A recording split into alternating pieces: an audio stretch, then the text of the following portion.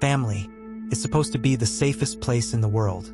The people who protect you, stand by you, love you unconditionally. But what happens when your greatest threat isn't out there in the dark, but living right beside you? This is the story of Amber Gibson, a bright, hopeful girl whose life was extinguished not by a stranger, but by the one person she trusted the most. A story of innocence destroyed, of betrayal hidden behind a familiar smile, and of justice that came too late. Welcome. This is Crime Uncovered, where every case has a story, and the truth is often stranger and darker than fiction. If you haven't subscribed yet, kindly do so to stay updated on the latest crimes we uncover. Amber Gibson was born in 2005 into a life that was anything but stable. In South Lanarkshire, Scotland, born into a household where violence was a daily reality and innocence stood little chance of survival.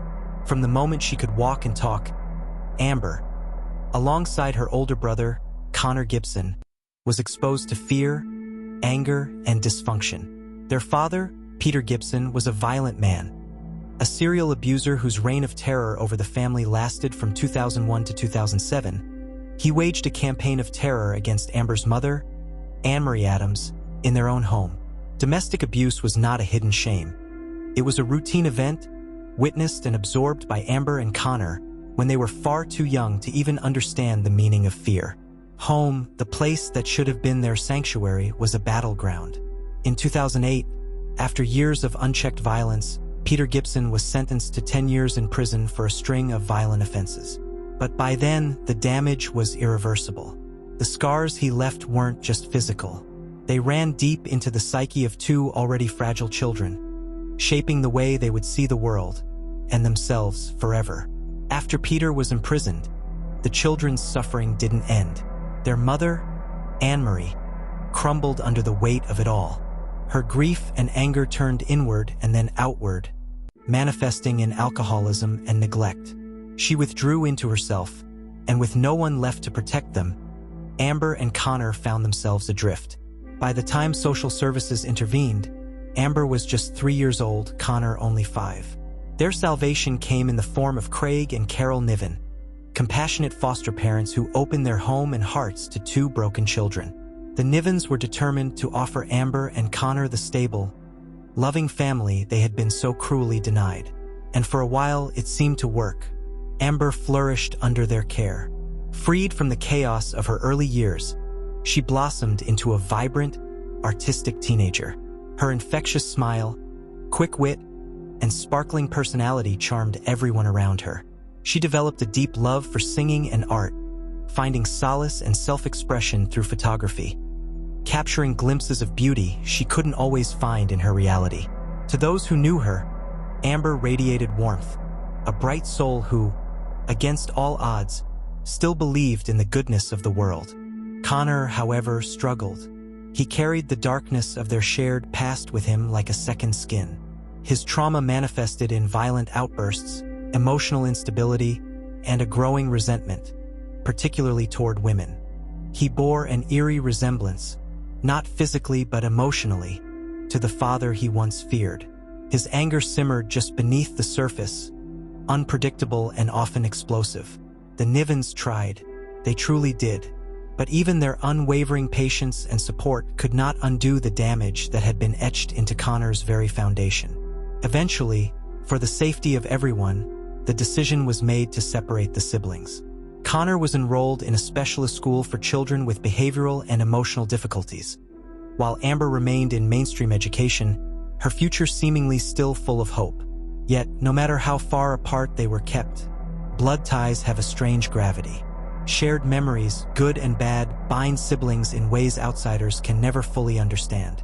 The bond between Amber and Connor, fractured as it was, never fully severed.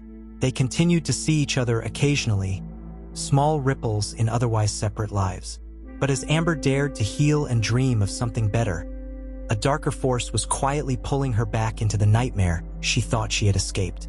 And soon it would claim her forever. Amber Gibson wasn't just another teenager trying to find her place in the world. She was a survivor, a fighter, a soul who still dared to believe in good despite a lifetime of pain. Friends, Teachers and foster family described her as pure-hearted, endlessly creative, and radiantly optimistic. A spark of hope in a life that had known too much darkness far too soon. Despite everything she had witnessed and endured in her early years, the violence, the neglect, the betrayals, Amber refused to let her past define her. Where others might have been hardened or broken, she chose compassion. She dreamed beyond the walls that once trapped her. She dreamed of leaving Scotland one day and moving to the United States, camera in hand, ready to build a life fueled by adventure, art, and freedom. She spoke often of becoming a professional photographer, using her lens to capture the beauty she so fiercely believed still existed in the world. Photography wasn't just a hobby for Amber. It was her escape, her salvation. Every snapshot she took was a small act of defiance against the ugliness she had survived. But even as she carved out a future for herself, one connection continued to weigh heavily on her heart: her relationship with her brother, Connor. It was complicated, a tightrope walk between loyalty and fear. They had shared a brutal childhood, growing up navigating the same wreckage. That kind of bond is hard to break. Yet as they aged, the distance between them grew. There were fights, vicious ones, periods of silence, attempts to reconnect that almost always ended in disappointment. And yet, Amber never gave up. Underneath the bruises left by their shared history, she clung to hope that Connor could change, that the brother she once adored was still somewhere inside the angry young man he had become. Amber believed in second chances. She believed that family, no matter how broken, could heal. She believed that forgiveness could fix what had been shattered.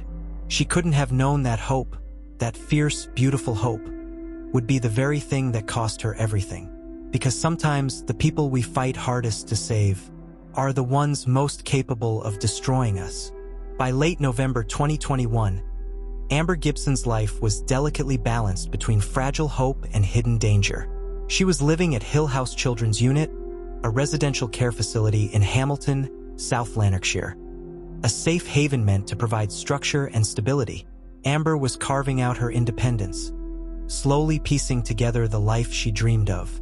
Teachers praised her resilience. Friends admired her kindness. And though she still carried invisible scars, Amber was fighting for her future one day at a time. But Connor, now 20, adrift and volatile, lingered on the edges of her life like a storm cloud. He had been living at a homeless hostel, the Blue Triangle Project, a place meant for troubled young adults struggling to get by. His life was a tangle of failures, broken relationships, and anger he couldn't seem to control. Yet, despite their rocky past, Amber agreed to meet him on November 26, 2021. Maybe she wanted closure. Maybe she still believed, deep down, that their bond could be salvaged. The siblings met up that evening and spent time together. Amber told friends she was hopeful. She even posted a selfie that night with Connor, captioned, "My big bro," at 9:51 p.m., a glimpse of naive optimism, a heartbreaking final portrait. No one knew then it would be the last time anyone saw her alive.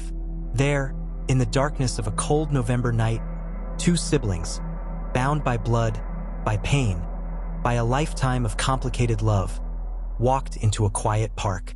One full of hope, the other carrying a violence he could no longer contain. It would be her last message alive. Around 10 p.m., CCTV captured Amber and Connor walking across a bridge near Cadzow Glen Park in Hamilton. Moments later, Amber disappeared. Connor returned to the hostel hours later, disheveled, dirty, his hands stained up to his wrists. Staff noticed he was breathing heavily and looked distressed. When asked if he was all right, he brushed it off. But Amber never came back. Amber Gibson didn't return home that night. And disturbingly, no one heard it first from the one person who had last seen her alive. Connor Gibson, her brother, her supposed protector, said nothing. He didn't call the Hill House Children's Unit to check if she made it back. He didn't alert their foster parents. He didn't notify friends, post online, or ask for help. He simply waited. For what? No one knows. It wasn't until the next morning, when staff at Hill House realized Amber's bed had not been slept in, that alarm bells started ringing. The girl who had once been so vibrant, so full of hope, had vanished into the night. Staff immediately reported her missing, launching what would become a heartbreaking and damning search for answers. Connor's behavior only added to the unease. When police arrived to question him, his story was both hollow and chilling. He said he and Amber had argued, that she got upset and cried, that he left her alone in the park to calm down. Then, casually, he claimed to have wandered aimlessly through the dark streets before heading back to the Blue Triangle homeless hostel where he was staying. But that's not all. Connor added a strange detail to his tale. He had fallen into a ditch, which was why he was covered in mud and had scratches on his arms and legs. Investigators asked the obvious question: where exactly was this ditch? He couldn't say, not even a general location. And that wasn't all that didn't add up. Connor's demeanor during the police interviews was hauntingly flat. No urgency, no panic, no desperate plea to find his sister. He showed no emotion when speaking about the last time he saw Amber, no remorse for leaving her alone in a park at night, and no fear for her safety. It was as though she had simply ceased to exist for him. But for detectives, that emotionless silence screamed volumes. Something was wrong, terribly, deeply wrong, and they were about to find out just how far it went. On the morning of November 28, 2021, the quiet of Cadzo Glen Park in Hamilton was shattered by a grim discovery. 2 days after Amber Gibson was last seen, her lifeless body was found near a burned tree, concealed beneath branches and debris. The location was disturbingly close to where CCTV had last captured her walking with her brother, Connor Gibson. Amber was found naked, her body showing signs of a brutal assault. Forensic examinations revealed she had suffered blunt force trauma to the head and had been manually strangled. Her torn clothes were discovered nearby, indicating a violent struggle. As investigators delved deeper, a second, horrifying revelation emerged. Stephen Corrigan, a 45-year-old man, had stumbled upon Amber's body. Instead of alerting authorities, he sexually assaulted her corpse, leaving his DNA on 39 different areas of her body. Corrigan was later convicted of attempting to defeat the ends of justice and breach of the peace, receiving a 9-year prison sentence. However, he was not responsible for Amber's death. The discovery of Amber's body and the subsequent revelations painted a harrowing picture of betrayal and violence, leaving a community in mourning and a family devastated. When Amber Gibson's body was found, the Hamilton police wasted no time. They turned their attention to the last person who had seen her alive, her brother, Connor Gibson. The more detectives dug, the more cracks they found in Connor's carefully constructed lies. First, the CCTV footage painted a devastating timeline. Hours after Amber's death, Connor was captured returning to his hostel, disheveled, breathing heavily, his clothes caked in mud. His hands were stained up to the wrists, and he looked visibly distressed. When hostel staff asked if he was okay, Connor dismissed their concerns, offering no real explanation. But it didn't stop there. A second, even more damning CCTV clip surfaced. Just before 1 a.m. on November 27th, Connor was seen dragging a large garbage bin out of the hostel. He struggled with the weight of it, hauling it across a parking lot to a secluded area before returning empty-handed. Investigators believed he was discarding evidence, physical proof of his sister's final moments. Then came the forensics, the nail in the coffin. Tests revealed Amber's blood on Connor's jacket and shoes. The patterns were consistent with physical assault, and the amount of blood confirmed that she had been attacked with brutal force. More chilling still, Connor's DNA was discovered on Amber's torn underwear, undeniable evidence linking him directly to the crime. And Connor's own digital footprints betrayed him even further. Phone records showed that shortly after Amber's death, Connor had been searching for ways to stop police from tracking his phone.